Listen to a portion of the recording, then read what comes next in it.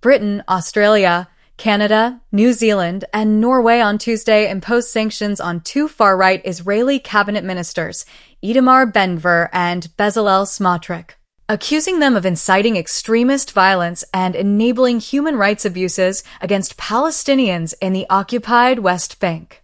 The coordinated move by 5 Western nations traditionally supportive of Israel marked a strong condemnation of Israel's settlement expansion and a rare diplomatic rebuke of top Israeli officials.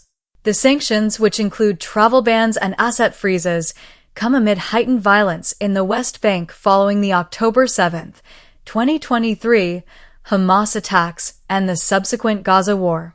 In a joint statement, the country's foreign ministers said Ben-Gvir and Smotrich have incited extremist violence and serious abuses of Palestinian human rights, extremist rhetoric advocating the forced displacement of Palestinians and the creation of new Israeli settlements is appalling and dangerous. UK Foreign Secretary David Lammy said the two ministers had been inciting violence against Palestinian people for months and months and months, and encouraging egregious abuses of human rights. Both men are key figures in Prime Minister Benjamin Netanyahu's coalition.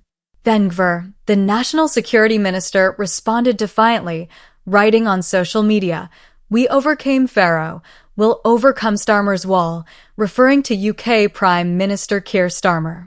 Smotrich, the finance minister, learned of the sanctions while inaugurating a new West Bank settlement and said, "We are determined to continue building." Israel's Foreign Minister Gideon Sa'ar labeled the sanctions outrageous and said he would consult with Netanyahu to coordinate a response.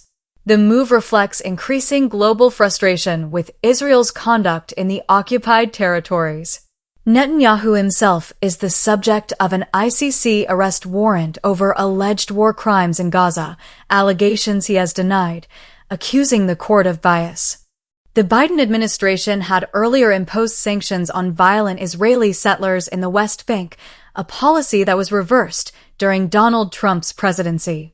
Israeli human rights lawyer Itamar, who has long campaigned for action against Ben-Gvir and Smotrich, called the sanctions historic, saying they break the wall of immunity Israeli politicians have enjoyed.